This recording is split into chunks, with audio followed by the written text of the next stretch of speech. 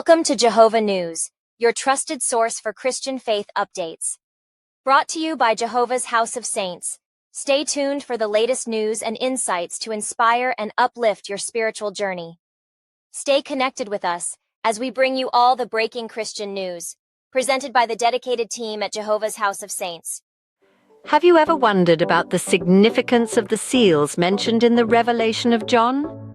This richly symbolic text, the last book of the New Testament, presents a vision of the end times that has intrigued and mystified readers for centuries. Among its most enigmatic passages is Revelation 6, where we find a narrative of the opening of 7 seals by a lamb. As each seal is broken, a new event unfolds, marking significant stages in what is understood as humanity's final chapter. The Lamb, a central figure, is a symbol of sacrifice and redemption, and the seals he opens set in motion a series of dramatic events. This scene's mysterious imagery and profound symbolism have made it a focal point of study and interpretation. As we delve into each verse, it will become clear how these prophetic words hold relevance for us today. The first seal reveals a white horse, but what does this symbolize? It's a question that has sparked intrigue and interpretation throughout the ages. As we delve into the second verse of Revelation 6, we find intricate symbolism woven into the vision of the white horse and its rider. The white horse, in many cultures and mythologies, is a symbol of purity, light, and victory. It's often associated with heroes and deities, embodying nobility and divine favor. In the context of Revelation, the white horse can be viewed as a symbol of spiritual conquest, representing the spread of the divine truth, the Word of God, across the world. The rider on the white horse holds a bow, a potent symbol in its own right. The bow can represent the far-reaching power of the divine Word, able to pierce hearts and minds from a distance. It's an emblem of the strength and the authority of the one who wields it. The divine message, like an arrow, is launched into the world to conquer hearts, not territories. A crown is bestowed upon the rider, a universal symbol of sovereignty and authority. It signifies the divine right to rule, to guide, and to judge. This crown isn't won through earthly battles, but is given indicating a divine appointment. The rider is not just a conqueror, but a king, a divine ruler who leads with wisdom and righteousness. The act of conquering, mentioned twice in this verse, emphasizes the relentless and enduring nature of this spiritual conquest. It's a journey embarked upon with determination, a mission of spreading the divine truth, the Word of God, far and wide. This image of a conquering king sets the stage for what is to follow. It's a narrative of divine authority, spiritual conquest, and the unfolding of divine truth in the world. As we continue to peel back the layers of symbolism in Revelation 6, we'll find that each seal reveals a new facet of this grand narrative, a story that is as relevant today as it was 2 millennia ago. The second seal unveils a red horse. What does this color indicate? Let's delve deeper into the symbolism and what it means for us. In the unfolding drama of Revelation chapter 6, the second seal is broken, and a red horse charges forth. The color red, throughout history, has been associated with war, violence, and bloodshed. It's no coincidence that the rider of this red horse is granted the power to take peace from the earth. The scene conjures up images of battlefields soaked in blood under a crimson sky. The red horse, symbolic of war, gallops unbridled, spreading chaos and discord. The rider, armed with a great sword, is given authority to incite conflict, turning brother against brother, nation against nation. The great sword he wields is not just a weapon of war, but a symbol of power and authority. Swords in ancient times were a sign of a person's status and authority. The greater the sword, the greater the authority. This rider, then, is no mere foot soldier, but a commander, a leader of armies. But this isn't just about physical conflict.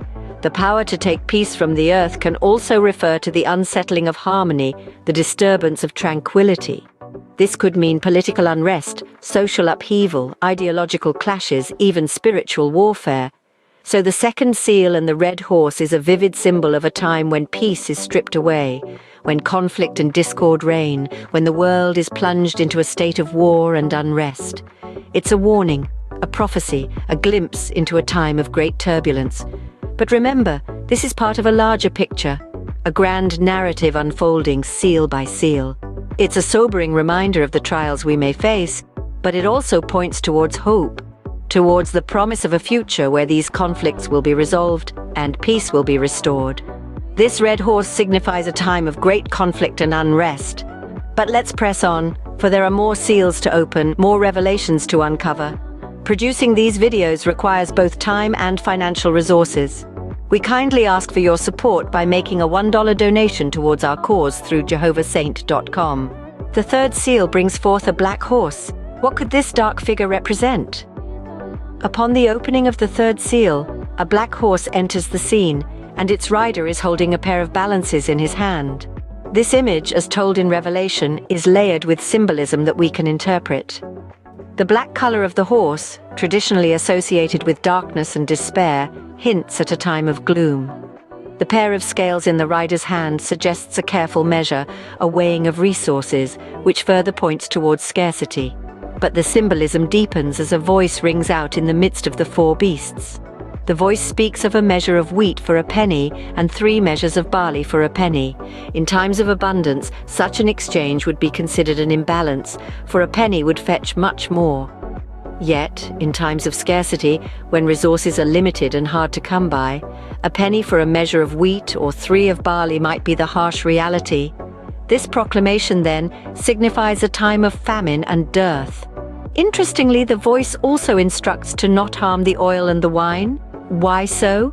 Oil and wine were often seen as luxuries, items of indulgence and pleasure. Their preservation amidst scarcity might suggest that while basic necessities become hard to acquire, the luxuries remain untouched. This could represent an imbalance in the distribution of resources, a societal critique perhaps, where the rich continue to enjoy their luxuries, while the poor struggle for basic sustenance. In essence, the black horse symbolizes a period of scarcity and hardship.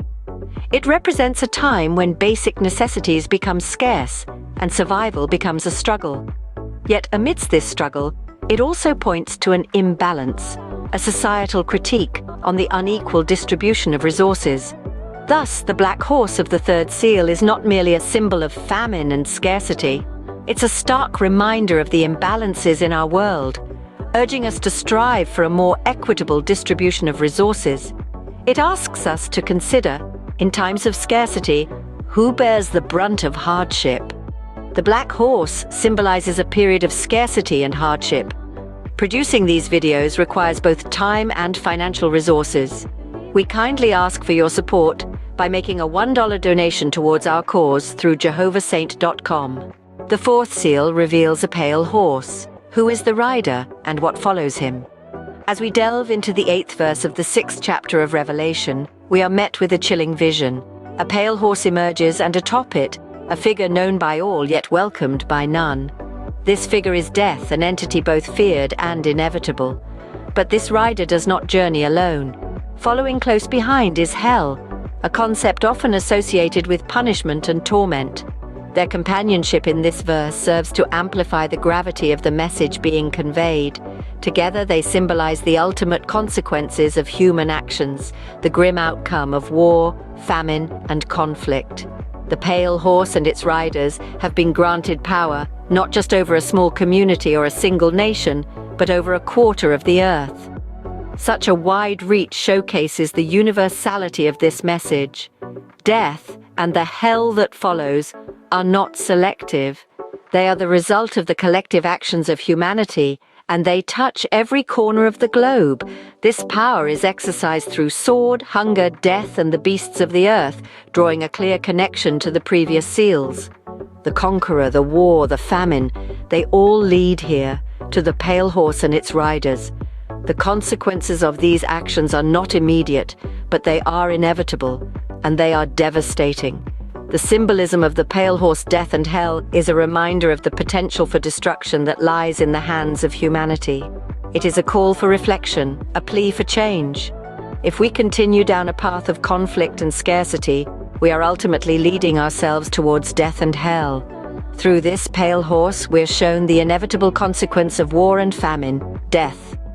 This powerful imagery serves as a stark warning, a guiding light in the darkness, urging us to choose a different path, one of peace, abundance, and life. So how do these seals and their riders relate to our world today? The four horsemen of the apocalypse, as they are known, represent conquest, war, famine, and death.